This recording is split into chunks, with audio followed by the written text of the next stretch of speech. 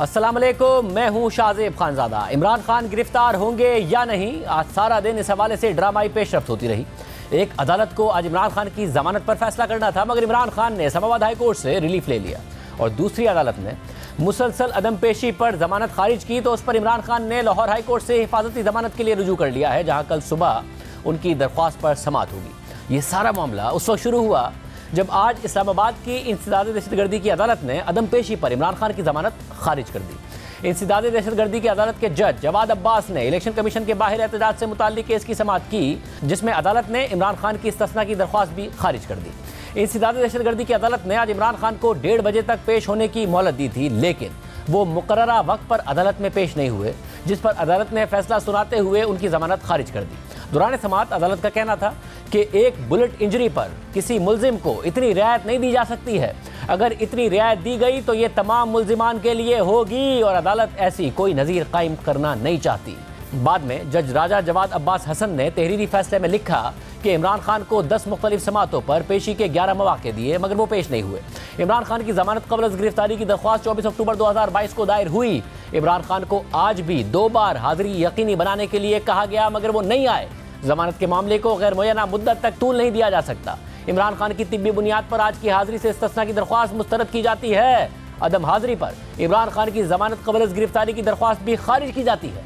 दरख्वास्त से जमानत खारिज होने के बाद तहरीक इंसाफ के रहनुमा और कारकुन जवान पार्क में इमरान खान की रहायशगाह पर जमा होना शुरू हो गए, और साथ ही इमरान खान के वकला ने लाहौर हाई कोर्ट में हिफाजती जमानत की दरख्वास्त भी दायर कर दी, ताकि इमरान खान को गिरफ्तारी से बचाया जा सके।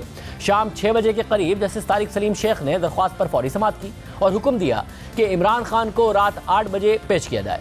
जस्टिस तारिक सलीम शेख ने रिमार्स दिए कि हिफाजती जमानत में मुल्जिम की पेशी ज़रूरी है, ज़्यादा मसला है तो एम्बुलेंस में आ जाएं, कानून सबके लिए बराबर है। उसूली तौर पर मुझे ये दरख्वास्त खारिज कर देनी चाहिए, लेकिन रियायत दे रहा हूँ। इमरान खान के वकील ने कहा कि सिक्योरिटी के मसाइल हैं। इस पर जस्टिस तारिक सलीम शेख ने रिमार्स दिए कि हम पुलिस भेजकर बुलवा लेते हैं, एक कानून है, मुल्जिम का यहाँ पेश होना ज़रूरी है। आप कहें तो आईजी पंजाब को सिक्योरिटी के लिए कह देता हूँ, लाना है तो 8 बजे तक ले आएँ, मैं देर तक काम करता हूँ। इसके बाद जब दोबारा समाअत शुरू हुई तो जस्टिस तारिक सलीम शेख ने रिमार्स दिए कि हिफाजती जमानत का पहला उसूल मुल्जिम की पेशी है। इस पर इमरान खान के वकील ने कहा कि वीडियो लिंक के जरिए पेश करा देते हैं, लेकिन जस्टिस तारिक सलीम शेख ने रिमार्स दिए कि जो तरीका है इस पर अमल करें। आप अगर पेश करने की गारंटी दें तो समाअत सुबह के लिए मुलतवी कर दूंगा, स्ट्रेचर पर लाएं या एम्बुलेंस में लाएं, लेकिन पेश किए बगैर जमानत नहीं होगी। इस मरहले पर पीटीआई रहनुमा फवाद चौधरी ने इस्तदा की कि सुबह दलाइल के लिए समाअत रख लें, लेकिन जस्टिस तारिक सलीम शेख ने रिमार्स दिए कि ये नहीं होगा, सुबह पेश होने की यकीन दहानी होगी तो समाअत मुलतवी करूंगा। इसके बाद इमरान खान के वकला ने मुशावरत के लिए वक्त देने की इस्तदा की, और अदालत ने समाअत आज रात 8:15 बजे तक मुलतवी कर दी थी। और 8:15 बजे दोबारा समाअत हुई तो जस्टिस तारिक सलीम शेख ने इमरान खान के वकला से सवाल किया कि इमरान खान अदालत में पेश क्यों नहीं हो सकते। तो इमरान खान के वकील ने जवाब दिया कि इमरान खान को चलने से डॉक्टर्स ने मना किया है। इस पर जस्टिस तारिक सलीम शेख ने सवाल किया कि इमरान खान को चलने के लिए किसने कहा है। इस पर इमरान खान के वकील ने जवाब दिया कि सिक्योरिटी के मसाइल भी हैं। तो इस पर जस्टिस तारिक सलीम शेख ने रिमार्स दिए कि सिक्योरिटी मैं दिलवा देता हूँ।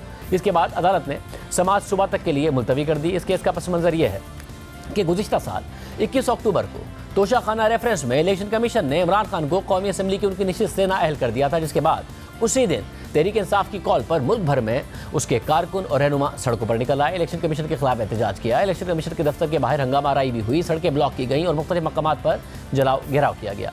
इस्लामाबाद में फैज़ाबाद के मकाम पर पीटीआई के कारकुनों और पुलिस एहलकारों में तसादुम भी हुआ, और फिर इस्लामाबाद पुलिस ने इमरान खान समेत तहरीक इंसाफ के दीगर रहनुमाओं के खिलाफ इंसदादे दहशतगर्दी का मुकदमा दर्ज कर लिया था।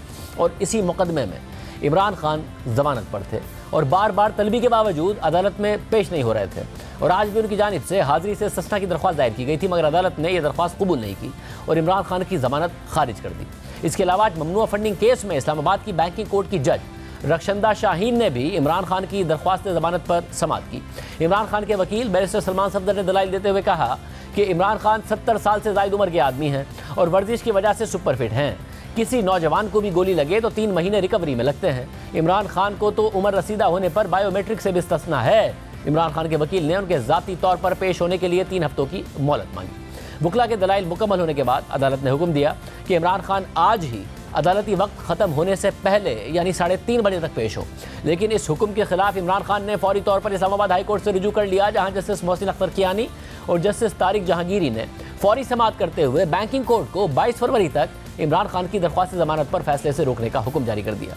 बैंकिंग कोर्ट में इस दौरान वक्फा रहा और इस्लामाबाद हाई कोर्ट का ऑर्डर मिलते ही जज रक्षंदा शाहीन ने 18 फरवरी को हाई कोर्ट के हुक्म की मुसद्दिका नकल जमा कराने का हुक्म देते हुए ममनुआ फंडिंग केस पर समाअत 18 फरवरी तक मुलतवी कर दी। तहरीक इंसाफ की ममनुआ फंडिंग से मुताल्लिक गुज़िश्ता साल अगस्त में इलेक्शन कमीशन ने फैसला सुनाया था, जिसमें तहरीक इंसाफ पर ममनुआ ज़राए से फंडिंग लेना साबित हो गई थी।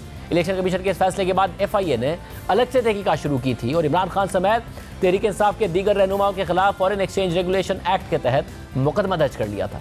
इस्लामाबाद की बैंकिंग अदालत में यह मुकदमा ज़ेर समाअत है, मगर इमरान खान बार बार तलबी के बावजूद अदालती कार्रवाई का हिस्सा नहीं बन रहे हैं। गुज़िश्ता समाअत में अदालत ने सख्ती से कहा था कि 15 फरवरी को इमरान खान पेश नहीं हुए तो जमानत खारिज कर दी जाएगी। कोई नई दरख्वास्त लाने की कोशिश की गई तो तब भी जमानत खारिज कर दी जाएगी। जज रक्षंदा शाहीन ने रिमार्क्स दिए थे कि इमरान खान बेशक मेरे सामने आकर खड़े ना हो, मगर अदालत में आकर बस हाजिरी लगवा दें। लेकिन इमरान खान आज भी पेश नहीं हुए, इसलिए अदालत ने उनकी दरख्वास्त जमानत से मुताल्लिक आज ही फैसला करना था, मगर इस्लामाबाद हाई कोर्ट ने मातहत अदालत को 22 फरवरी तक रोक दिया है। इस पर बात करने के लिए हमारे साथ मौजूद है माहिर कानून जस्टिस रिटायर्ड शाइख उस्मानी साहब, इसके अलावा वज़ीर दाखिला राना सनाउल्लाह साहब भी हमारे साथ मौजूद हैं। आप दोनों का बहुत शुक्रिया। पहले शाइख उस्मानी साहब, आप बताइएगा कि क्या कल पेश होना बहुत लाजमी है इमरान खान साहब का, उसके बगैर क्या उनकी जमानत नहीं हो सकती? जी बिल्कुल, जो प्रोसीजर है उसके लिहाज से उनकी हाजिरी लाजमी है। उसी वक्त उनको बेल मिल सकती है, वरना नहीं मिल सकती। तो ये अगर वो नहीं आते तो उसकी वजूहत होनी चाहिए। अभी तक तो जो वजूहत आती रही हैं कि वो फिट नहीं थे, फिजिकली फिट नहीं थे, लेकिन वो इतने अरसे से चल रहा है मामला, वो रोज तकरीरें कर रहे होते हैं, टीवी पे हर तरफ से आवाज़ें आ रही होती हैं। अगर वो फिट चलने फिरने के काबिल नहीं है तो कम से कम स्ट्रेचर पे तो आ सकते हैं, व्हील चेयर पे तो आ सकते हैं। लेकिन अगर वो नहीं आते तो यकीनन कोर्ट का जो सिलसिला है वो तो रहेगा अपनी जगह पर। कानून सबके लिए बराबर होता है, चाहे वो इमरान खान साहब हो, चाहे नवाज शरीफ हो, चाहे कोई भी हो, सबके लिए बराबर होता है। खुद इमरान खान साहब इस चीज़ के बड़े दाई हैं कि कानून सबके लिए बराबर होता है, और जहाँ पे कानून बराबर नहीं होता वहाँ पर प्रॉब्लम होते हैं, मुल्क तरक्की नहीं करता। तो वो जो अपने जो प्रिंसिपल्स हैं उसके खिलाफ जा रहे हैं। मेरे ख्याल में इन केसेस में तो उनको सबसे पहले खुद मौजूद होना चाहिए स्ट्रेचर पे आकर के, ताकि ये दिखा सकें कि देखिए जो मैं कहता हूँ वो मैंने साबित कर दिया। साहब ये बताइएगा कि ज़ाहिर है जो इस्लामाबाद में जज रक्षंदा शाहीन साहिबा हैं, उन्होंने भी इमरान खान साहब को पिछली समाअत में भी कहा था कि जब उन्हें पेश होना चाहिए, मेरे सामने ना आए मगर हाजिरी लगवा दें, नहीं पेश हुए। मगर इस्लामाबाद हाई कोर्ट ने उनकी जो जमानत मनसूखी के हवाले से फैसले से रोक दिया अदालत को 22 फरवरी तक। लाहौर हाई कोर्ट में आज इसरार किया जज साहब ने कि जी पेश हो, मगर वो पेश नहीं हुए। फिर कल सुबह तक मामला टल गया, हालांकि आज 8:15 बजे तक का टाइम दिया गया था। तो अदालत के इस रवैये को सख्त कहिएगा या अभी भी इमरान खान साहब के लिए नरम कहिएगा? देखिए, कोर्ट्स जो हैं वो जिसको एक लफ्ज़ इस्तेमाल होता है कोर्ट्स में, इंडल्जेंस का। कोर्ट्स आमतौर से इंडल्जेंस शो करती हैं ख़ास मौक़े पर। मसलन अगर कोई शख्स उम्र रसीदा हो और उसके कोई प्रॉब्लम्स हों और वो नॉर्मल तरीके से अपेयर नहीं हो सकता, तो उस सूरत में कोर्ट्स इंडल्जेंस दिखाती हैं और कि किसी तरीके से उसको बिला वजह सज़ा ना हो। लेकिन अगर कोर्ट को ये समझ आ जाए कि ये जानबूझ के कर रहे हैं तो उस सूरत में कोर्ट्स बड़े स्ट्रिक्ट होती हैं। अभी इस सूरत में जो आपने बयान की है इसमें उन्होंने लास्ट चांस दिया होगा उनको कि चलें हम इस दफ़ा तो रोक देते हैं, लेकिन अगर वो नहीं आते बाद में तो फिर यकीनन कोर्ट उनके खिलाफ एक्शन लेगी। अब उनके लिए कोई बचत नहीं है इमरान खान साहब के लिए। यानी कि कल उन्हें पेश होना होगा या अदालत कल भी नरमी दिखा सकती है कि जी ठीक है नहीं पेश हो रहा है, मगर उनकी गिरफ्तारी के हवाले से ऑर्डर कर दिया जाए कि उन्हें गिरफ्तार ना किया जाए? नहीं, ये तो मेरे ख्याल में होना नहीं चाहिए। अगर हो जाता है तो अब आजकल तो हमारे जुडिशल सिस्टम में बहुत सी चीज़ें ऐसी हो रही हैं जो कि पहले कभी नहीं हुई लेकिन हो रही हैं, तो उसके लिहाज से तो मैं नहीं कह सकता। लेकिन आम तौर से जो जुडिशल सिस्टम है, जो तौर तरीका है और जो इमरान खान साहब हमेशा उसको जिक्र करते रहते हैं, तो उसके लिहाज से तो कल फैसला यही होना चाहिए कि अगर वो नहीं आते तो उस वक्त में जो नॉर्मल लॉ है वो फॉलो करना चाहिए। बहुत शुक्रिया शाइख उस्मानी साहब की गुफ्तगू आपने सुनी। वज़ीर दाखिला राना सनाउल्लाह साहब भी हमारे साथ मौजूद हैं। राना साहब बहुत शुक्रिया मैं शो में ज्वाइन करने के लिए। आज जो कुछ अदालत में हुआ वो तो आपके सामने है ही, मगर इमरान खान साहब ने खदशे का इजहार किया है, वो ज़रा सुनिए फिर मैं आपके सामने सवाल रखता हूँ।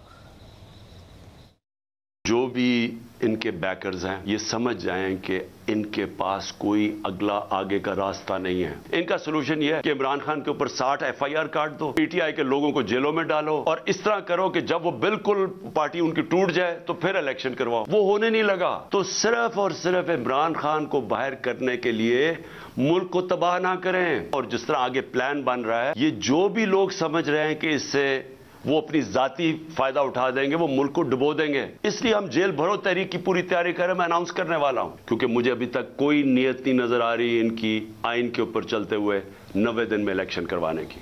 राना साहब, ये आप लोगों का प्लान है, वो कह रहे हैं जेल भरो तहरीक, गिरफ्तारी के लिए भी मैं तैयार हूं, जमानतें उनकी वैसी मसाइल आना शुरू हो गए हैं, यही आपका प्लान है? देखें, हमारा ये प्लान है या ये हमारा मुसम्मम इरादा है और हमें इसमें कोई डाउट नहीं है कि इमरान खान जो है ये इस मुल्क की, इस कौम की तबाही है, ये एक फितना है, ये एक फसाद है। इसे अगर इस मुल्क की सियासत से वोट के ज़रिए माइनस ना किया गया तो ये इस मुल्क और इस कौम को किसी हादसे से दो चार कर देगा। इसलिए इस फितने का हर कीमत पे जो है वो कलाकुमा होना चाहिए, क्योंकि ये एक ऐसा बदबख्त टोला है कि इसने मुल्क को अपनी 4.25 साल हुकूमत में भी जो है वो इर्रिपेरेबल, नाकाबिल तलाफी नुकसान पहुँचाया है और इनके इरादे जो हैं वो आगे भी नेक नहीं है। तो इसलिए इस मुल्क की खातिर, इस कौम की खातिर इस फितने का जो है वो इलाज वैसे मगर वोट के जरिए या आप लोग बाय फोर्स करना चाहते हैं? क्योंकि इमरान खान साहब की भी आप लोगों के खिलाफ यही ख्वाहिश थी, जिस किस्म के मुकदमात बनाए, आप पे तो हेरोइन डाल दी थी उन्होंने, मगर नहीं ख़त्म कर सके, जेल में डाल के मुकदमात, गिरफ्तारियां, इससे तो नहीं होती कोई सियासी क़ुव्वत ख़त्म। तो आप इलेक्शन के जरिए करना चाहते हैं या जो खान साहब कह रहे हैं उसी तरह करना चाहते हैं, इनकी पार्टी को तोड़ के? जी, इसको वोट की ताकत से करना चाहते हैं और कानून की ताकत से करना चाहते हैं, आइन की ताकत से करना चाहते हैं। और इसमें कुछ हलकों की जो इसे पहले भी हमायत हासिल रही जब इस मुल्क पे मुसल्लत हुआ, इस आदमी के इरादे देखें ना, इस आदमी के इरादे के हैं, किस फरावानी से ये झूठ बोलता है, किस तरह से अपने ज़ाती मफाद के लिए कौमी मफादात के खिलाफ जो है वो स्टैंड लेता है, किस तरह से ये पिछले 8 माह से इस मुल्क को डिफ़ॉल्ट करने के लिए जो है ये अपना एड़ी चोटी का जो है वो जोर लगा रहा है, किस तरह से इसने इस मुल्क में इंतकाम की सियासत की और इस मुल्क की जो है वो इकॉनमी को तबाह किया। मगर राज साहब, अब तो वो रिसीविंग एंड पर हैं, वो कह रहे हैं अब तो मेरे साथ इंतकाम हो रहा है और आप उनकी गिरफ्तारी की तैयारी कर रहे हैं, उनके रहनुमाओं की, मगर वो खुद ही कह रहे हैं मैं गिरफ्तारी के लिए भी तैयार हूँ और जेल भरो तहरीक अनाउंस करने वाला हूँ। तो आप हैंडल कैसे करेंगे इस मामले को? नहीं, आप मुझे बताएं कि ये जो 25 मई से लेकर 26 नवंबर तक करता रहा है, ये रिसीविंग एंड पे था? ये असम्बलियाँ जो हैं इसने ज़बरदस्ती तोड़ी हैं और मुल्क को एक आइनी बहरान से जो है वो दो चार करने का इसने जो ये इरादा किया है, तो क्या ये रिसीविंग एंड पे है?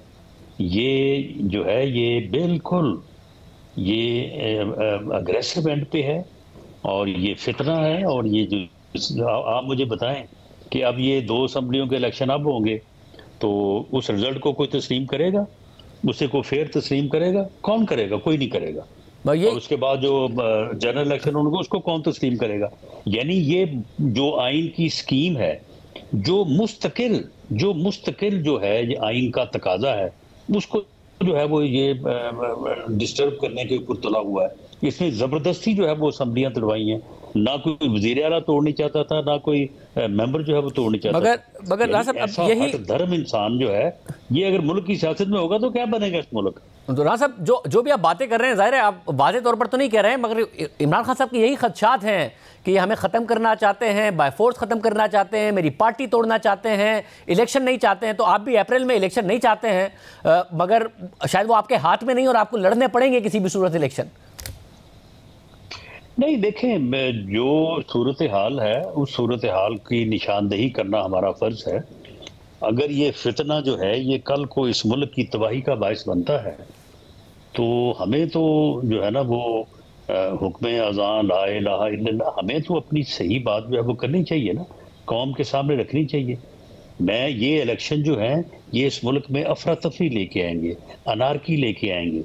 इसका जो अफरा तफरी और अनारकी का एजेंडा है उसका वो जो है वो मकसद जो है वो पूरा होगा। और ये इसने एक मकसद के तहत जो है ये असम्बलियाँ इसने तोड़ी हैं। इसे भी मालूम है कि इलेक्शन जो होगा उस इलेक्शन के रिजल्ट्स जो हैं वो, यानी अगर आइन की जो स्कीम है कि केयर टेकर सेटअप में जो है वो इलेक्शन होने चाहिए, बाकी दुनिया में तो नहीं होते। पाकिस्तान में क्यों ये लेजिस्लेटर्स ने या पार्लियामेंट ने ये क्यों शिक रखी? उसकी वजह ये है कि यहाँ पे तो केयर टेकर सेटअप पे होते हुए इलेक्शन के रिजल्ट्स को तस्लीम नहीं किया जाता। तो ये जाएगा कि मुखालफ घूमते हों और वो भी हिस्सा ले रही हों, दूसरे भी हिस्सा ले रहे हों, तो उस रिजल्ट को जो है वो तस्लीम किया जाए। यानी ये इस मुल्क की तबाही का नुस्खा है जो इसने बड़े मेहनत से जो है वो इसने ये लेके आया है। अब उसके मुतल्लिक हमें बिल्कुल, हम तो अपना स्टांस, अपना वर्जन जो है वो पूरी कौम के सामने, आपके सामने, पूरी कौम के सामने, अदलिया के सामने, सबके सामने रखेंगे। उसके बाद फिर जो भी होता है मुल्क सबका है, मगर सर मालिक है। ठीक है, अब लाहौर हाई कोर्ट ने तो इस हवाले से फैसला दे दिया कि तारीख दी जाए, ज़रा अभी तक तारीख नहीं आई है। इलेक्शन कमीशन के भी इजलास हो रहे हैं, गवर्नर का भी एक मौक़िफ़ है, देखते हैं अदालत इस हवाले से क्या करती है। मगर फिर एक दिन तारीख पर इलेक्शन हो, इसका तो फिर यही हल है कि आप लोग वफाक में भी कह दें कि जी ठीक है फिर हम एक साथ ही इलेक्शन में जा रहे हैं। अदरवाइज इमरान खान साहब तो नहीं मानेंगे कि आप अप्रैल से अक्टूबर में चले जाएं। सूबाई असेंबली के इलेक्शन के लिए नई अदालतें मानती नजर आती हैं।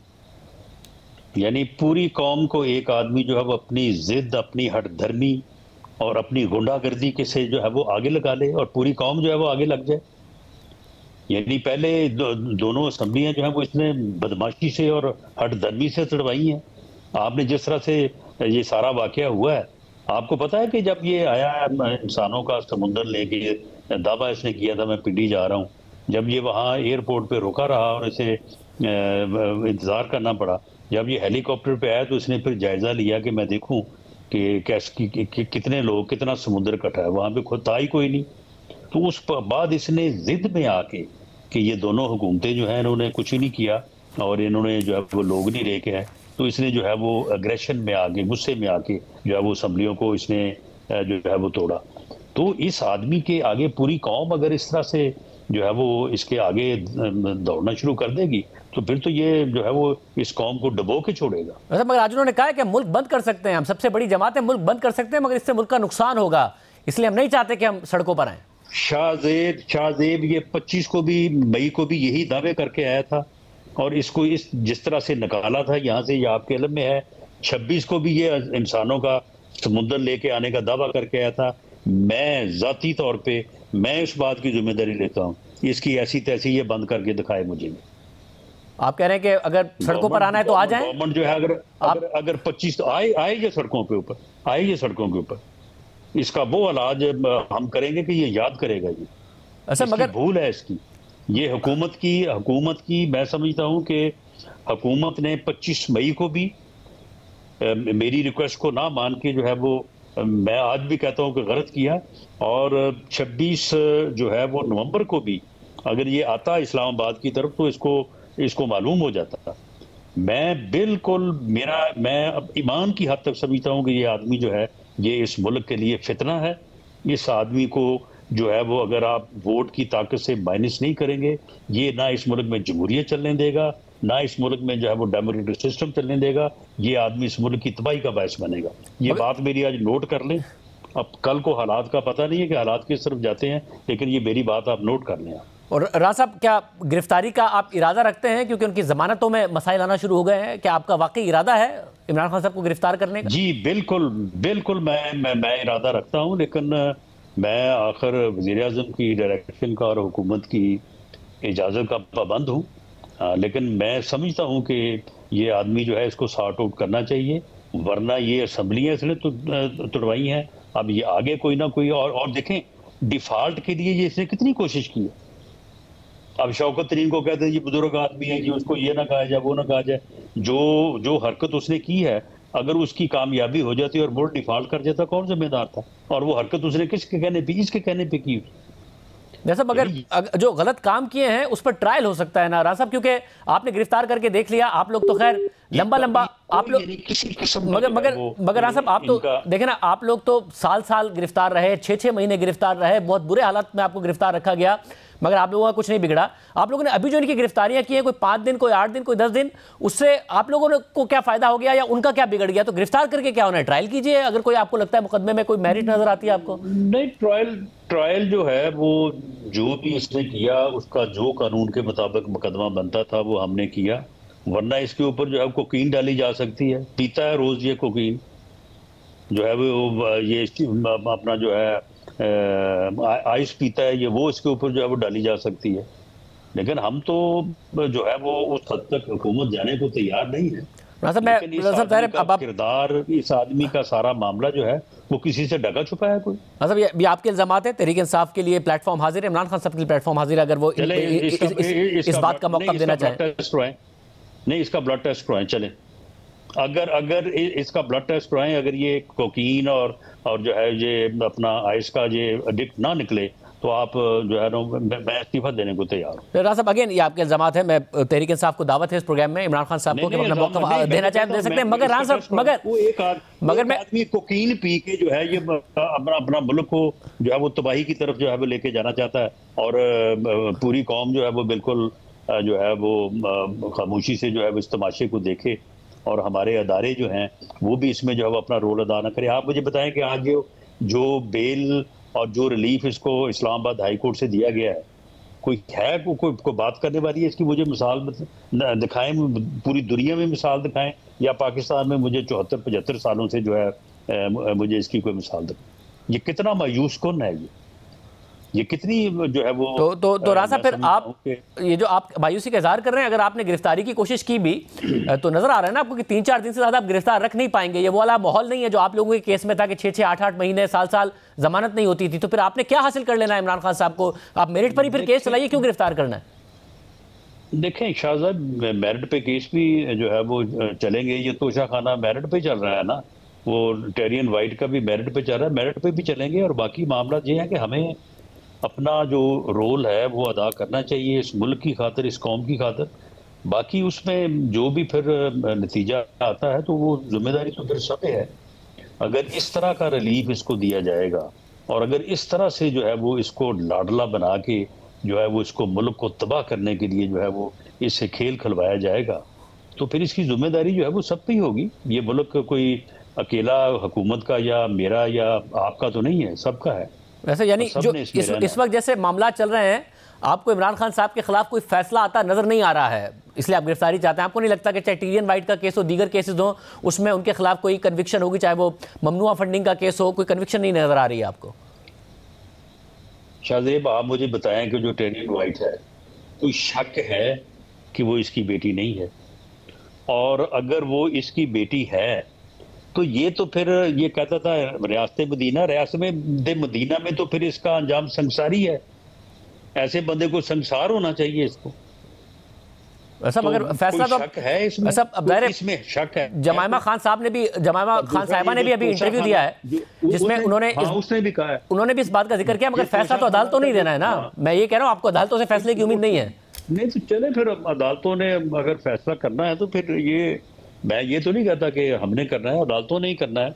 और ये जो तोशा खाना का केस है, आप मुझे बताएं इसमें कोई शक है कि इसने ये सारी जो है वो करप्शन, घटिया करप्शन जो अब नहीं की, वो जो रसीद इसने बनाई थी वो आपने देखी, वो आपको मालूम है ना, उस रसीद का फिर यानी जाली रसीद नहीं।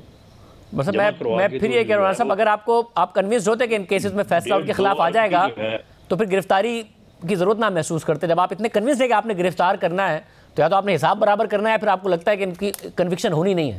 नहीं, कोई हिसाब बराबर नहीं करना, कोई हिसाब बराबर नहीं करना। देखें अगर एक आदमी जो है वो आपने बात की थी कि वो कहता है कि जी मैं सड़कों पे आऊंगा, मैं ये कर दूंगा, वो अगर ये ऐसा करेगा तो फिर बाकी तो केस जो है वो चल रहे हैं, ठीक है, उसमें प्रोसिक्यूशन जो है वो, बल्कि वो केस बड़े जानदार हैं, उनका फैसला जब होगा अदालत से तो उसमें ये सजा से नहीं बच सकता। लेकिन अगर वो ये चाहता है ना कि मैं इंसानों का समुंदर लेके आऊंगा और मैं इस तरह से जो है वो सारी चीज़ों को डिस्टर्ब करूंगा, तो उसके नतीजे में मैंने कहा है कि बिल्कुल इसको 25 मई को भी गिरफ्तार करना चाहिए था, और अब अगर ये निकलेगा इस मामले में तो बिल्कुल इसको गिरफ्तार करना चाहिए ताकि ये अमन और अमान की सूरत हाल पैदा ना कर सके। बहुत शुक्रिया। वज़ीर दाखिला की गुफ्तगू आपने सुनी। तहरीक इंसाफ के लिए प्लेटफॉर्म हाजिर है, इमरान खान साहब के लिए हाजिर है। हमने दावत भी भेजी है कि वो आएँ और इन इल्ज़ाम का जवाब दें। एक ब्रेक प्रोग्राम में शामिल करते हैं। हुकूमत ने IMF के साथ साफ लेवल मुआहिदा करने के लिए पेशगी इकदाम में तेज़ी कर दी है। बिजली और गैस की कीमतों में इजाफे के बाद हुकूमत ने सेल्स टैक्स 17 से बढ़ाकर 18% कर दिया है। सिगरेट पर फेडरल एक्साइज ड्यूटी गुज़िश्ता रात ही बढ़ा दी गई थी, जिसके बाद आज वज़ीर ख़जाना इसाक डार ने कौमी असम्बली में 170 अरब रुपए का मिनी बजट भी पेश कर दिया है, जिसमें लग्जरी आइटम्स पर ड्यूटी की शरह 25% तक बढ़ाकर 60 से 70 अरब रुपए का टैक्स जमा करने का हदफ रखा गया है। जबकि आज स्पीकर कौमी असम्बली राजा परवेज अशरफ ने ऐलान किया कि यह बिल कायमा कमेटी में पेश नहीं किया जाएगा, जिसके बाद आज ही इस बिल को सेनेट में भी पेश कर दिया गया। आज के बजट में हुकूमत ने एक साथ सिगरेट, मशरूबात, electronics, mobile phones, laptops, luxury items, शादी की तकरीबात, एयर टिकट्स, सीमेंट और कई मुख्तलिफ कैटेगरीज में एक साथ टैक्स और फेडरल एक्साइज ड्यूटी में इजाफा कर दिया है। हुकूमत ने अमीर तबके पर इजाफी टैक्स लगाने की हिकमत अमली के तहत अब लग्जरी आइटम पर GST की शरह को 17% से बढ़ाकर उस पर 25% की बुलंद सतह पर ले जाने का फैसला किया है। जो एयर ट्रेवल है वो फर्स्ट क्लास और बिजनेस क्लास में जो कि फेडरल एक्साइज ड्यूटी है 20% ऑफ दी एयर टिकट या 50,000 रुपये जो भी ज्यादा हो, विच एवर इज हायर। शादी की तकरीबात के बिलों पर 10% की शरह से withholding adjustable advance income tax नाफिज किया जाएगा। सिगरेट, एरेटेड और शुगरी जो ड्रिंक्स हैं, जो फेडरल एक्साइज ड्यूटी की शरह में इजाफा तजवीज़ किया जा रहा है। सीमेंट पर जो फेडरल एक्साइज ड्यूटी 1.5 रुपये फी किलोग्राम थी उसको बढ़ाकर 2 रुपये फी किलोग्राम करने की तजवीज़ है। GST की शरह को 17% से बढ़ाकर 18% किया जा रहा है। आज कौमी असम्बली से खिताब के दौरान वज़ीर ख़जाना ने ऐलान किया कि FBR इस साल अपनी टैक्स महसूलात का हदफ हासिल कर लेगा। हुकूमत को एतमाद है कि IMF प्रोग्राम की बहाली हो जाएगी, लेकिन मूडीज़ की तज्ज़ियाकार का मानना है कि पाकिस्तान की मईशत की बहाली के लिए सिर्फ IMF का पैकेज काफ़ी नहीं है। खबर रसा इदारे रॉयटर्स में स्वाति भट्ट और नैयर पेशमाम जिब्रान नैयर पेशमाम की रिपोर्ट के मुताबिक मूडीज़ की तज्ज़ियाकार कैटरीना ने कहा है कि रवा साल के पहले 6 माह में पाकिस्तान में महंगाई की शरह 33% हो सकती है।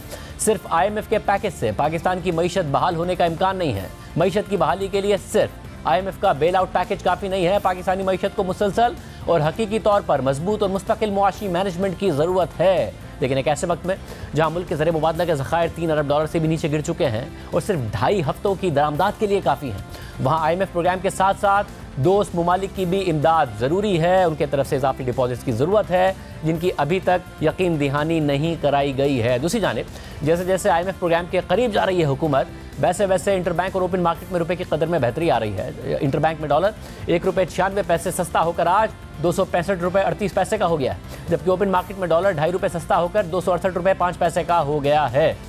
सारी सूरत हाल पर बात करेंगे। हमारे साथ साबिक वज़ीर ख़जाना और माहिर मईशत डॉक्टर हफीज़ पाशा साहब मौजूद हैं। पाशा साहब बहुत शुक्रिया।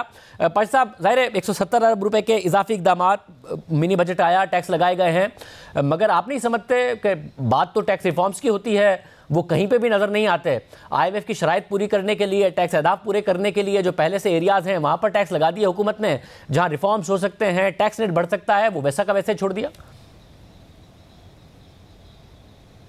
बिस्मिल्लाहिर्रहमानिर्रहीम। देखिए, मेरी गुजारिश ये है कि जो तकरीबन जो ज़्यादा प्रपोजल्स लाए गए हैं अपने फाइनेंस सप्लीमेंट्री बिल में, उनका ताल्लुक इनडायरेक्ट टैक्सेस से है।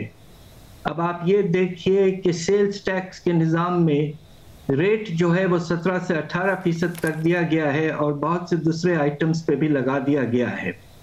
ये मैं समझता हूँ कि नामुनासिब है, इसलिए कि इनडायरेक्ट टैक्सेस का जो बोझ पड़ता है वो आखिर जाकर आम लोगों पर पड़ता है। अब आप ये देखिए कि चीनी, घी वगैरह ऐसे आइटम्स पर हमने ऑलरेडी टैक्स लगा दिया है। 400 अरब से ज़्यादा उनसे इन खाने पीने के आइटम से उठा रहे हैं, तो ये नामुनासिब था। बहुत ज़्यादा गुंजाइश है अभी भी आपके डायरेक्ट टैक्स निज़ाम में।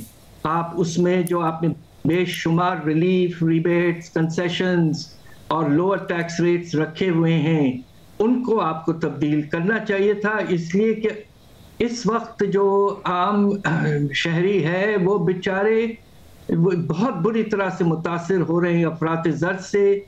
इसमें ख़तरा यह है कि ये 3-4 चीजें एक वक्त पे जो की गई हैं, इससे अफरात ज़र की रफ्तार नुमाया तौर पर और बढ़ जाएगी। किस हद तक एक्सपेक्टेड है? ज़ाहिर आपने 35% का नंबर दिया था, मूडीज भी 33% के आसपास इन्फ्लेशन देख रहा है। पेट्रोल डीजल एक्सपेक्टेड है कि 15 तारीख को मजीद 30 रुपये से ऊपर महंगा हो सकता है। बिजली गैस की कीमतें बढ़ चुकी, सेल्स टैक्स में इजाफा होने जा रहा है। कहाँ जाके महंगाई रुकेगी?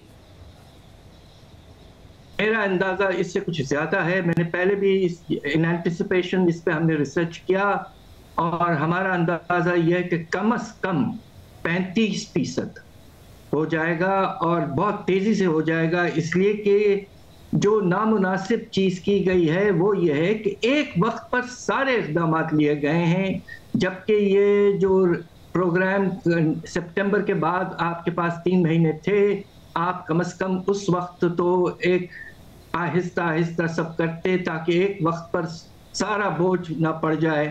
अब ऐसा ही हो रहा है, मुझे इस बात का अफसोस है। सब क्या गुज़िश्ता 4 माह में फिर डबल नुकसान किया है हुकूमत ने कि स्टैगर करते तो शायद इन्फ्लेशन का इम्पैक्ट और बोझ भी आहिस्ता आहिस्ता आता। IMF प्रोग्राम की बहाली भी रहती तो एक गैर यकीनी की सूरत हाल भी ना पैदा होती जो कि मईशत में पैदा हुई। ज़र मुबादला के ज़खायर भी इस तरह ना गिरते, शायद कमर्शियल बैंक्स रोल ओवर कर देते, दोस्त ममालिक इजाफी डिपॉजिट्स दे देते।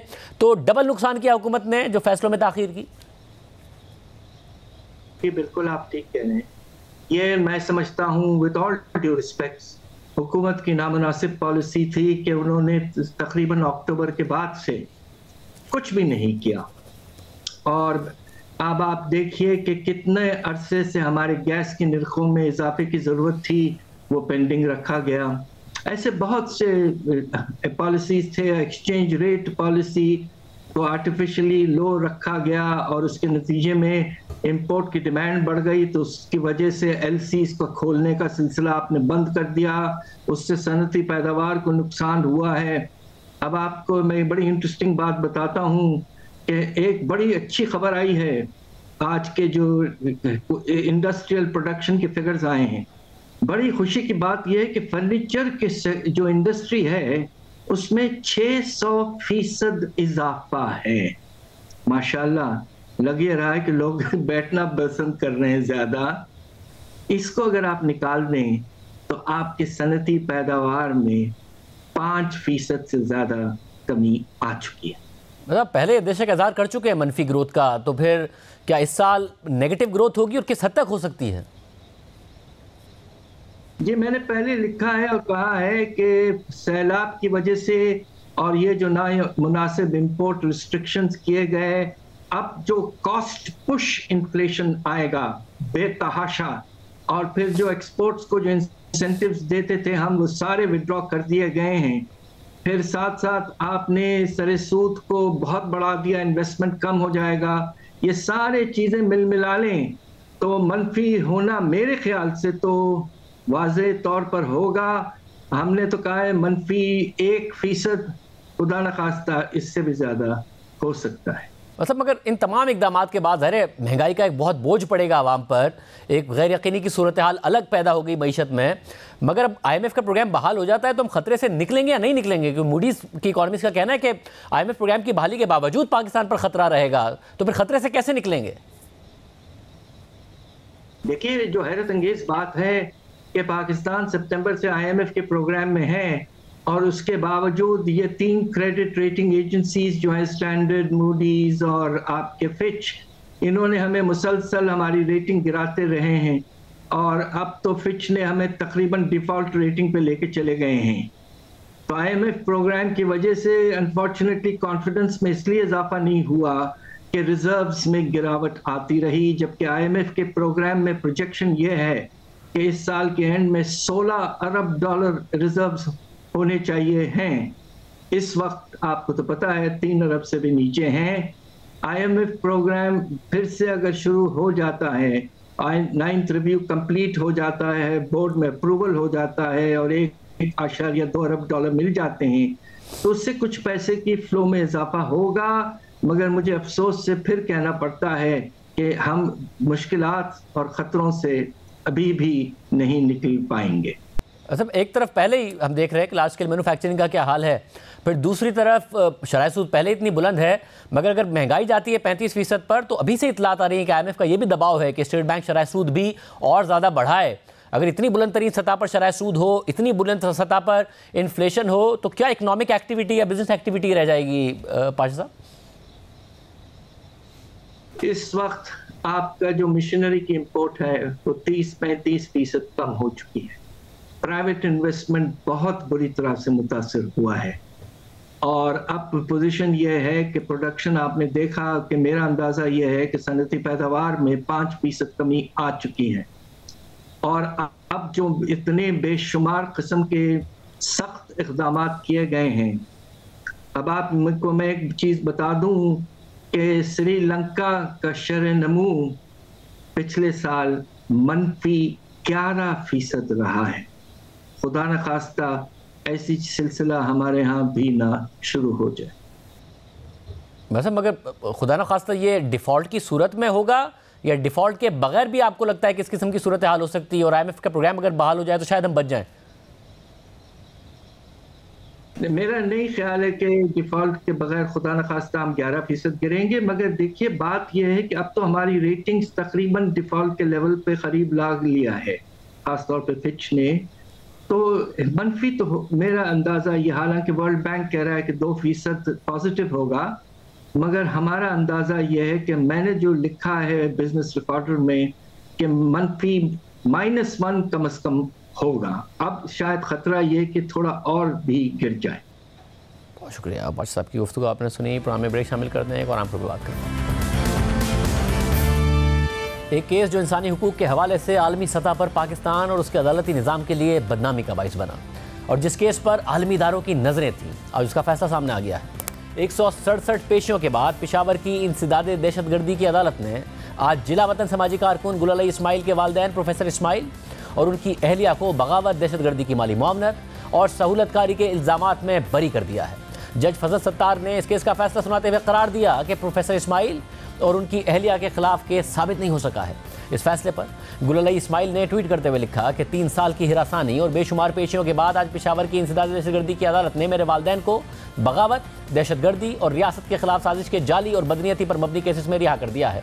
मैं उन सब की शुक्रगुजार हूँ जो इस मुश्किल वक्त में हमारे साथ खड़े रहे। अहम बात यह है कि गुल अली इस्माइल और उनके वालिदैन से मुताल्लिक केसेस का आगाज़ 2018 से हुआ। PTM के जलसे में फ़ौज के खिलाफ तकरीर के इल्ज़ाम में गुल अली इस्माइल को अक्टूबर 2018 में लंदन से वापसी पर इस्लामाबाद एयरपोर्ट से पहली दफ़ा गिरफ्तार कर लिया गया। फिर फरवरी 2019 में PTM रहनुमा अरमान लूनी की हलाकत के खिलाफ मुजाहरे पर उन्हें दूसरी दफ़ा गिरफ्तार किया गया, मगर मई 2019 में गुल अली इस्माइल को एक बार फिर गिरफ्तार करने की कोशिश की गई। मई 2019 में 10 साला बच्ची फरिश्ता को जिनसी ज़्यादती का निशाना बनाकर कत्ल किया गया। इस हवाले से इस्लामाबाद समेत मुल्क के मुख्तलिफ इलाकों में एहतजाज हुआ और फिर गुल अली इस्माइल के खिलाफ इस एहतजाज में रियासत के खिलाफ लोगों को भड़काने के इल्ज़ामात में मुकदमा दर्ज कर लिया गया। इस मुकदमे के बाद गुल अली इस्माइल रूपोश हो गई और फिर उन्होंने अमेरिका में जिलावतनी इख्तियार कर ली, मगर मामला यहाँ नहीं रुका। गुल अली इस्माइल की जिलावतनी के बाद उनके वालिदैन के खिलाफ मुकदमात बनना शुरू हो गए और उन्हें हिरासा करना शुरू कर दिया गया। एक तरफ उनके खिलाफ FIA मुतहरिक हो गई थी तो दूसरी तरफ CTD ने भी मुकदमात बनाना शुरू कर दिए थे। जुलाई 2019 में CTD ने गुल अली इस्माइल और उनके वालिदैन के खिलाफ मुकदमा दर्ज किया, मगर गुज़िश्ता साल इंसदादे दहशतगर्दी की अदालत ने गुल अली इस्माइल और उनके वालिदैन के खिलाफ इस उबूरी चालान में अदम शवाहिद की बुनियाद पर फर्द जुर्म आयद करने से इनकार कर दिया।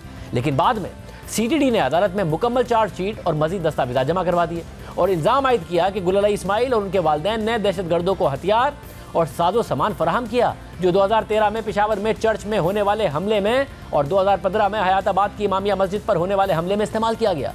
जिसके बाद अदालत ने 2020 में गुल अली इस्माइल के वालिदैन पर मुख्तलिफ इल्ज़ामात की बुनियाद पर फर्द जुर्म आयद कर दी, जिसमें रियासत के खिलाफ जंग और दहशतगर्दी की सहूलतकारी का इल्ज़ाम शामिल था। मगर प्रोफेसर इस्माइल और उनकी अहलिया ने फर्द जुर्म की सेहत से इनकार कर दिया, जिसके बाद इस केस में गुल अली इस्माइल के बुजुर्ग वालिदैन ने 167 पेशियाँ भुगती और इन बेशुमार पेशियों के बाद आज अदालत ने उन्हें इन इल्ज़ामात से बरी कर दिया है। लेकिन आज भी प्रोफेसर इस्माइल के खिलाफ FIA का केस मौजूद है, जिसमें पीका ऑर्डिनेंस की शिकें शामिल की गई हैं और जिसके तहत उन्हें FIA 2019 में पहले ही गिरफ्तार भी कर चुकी थी।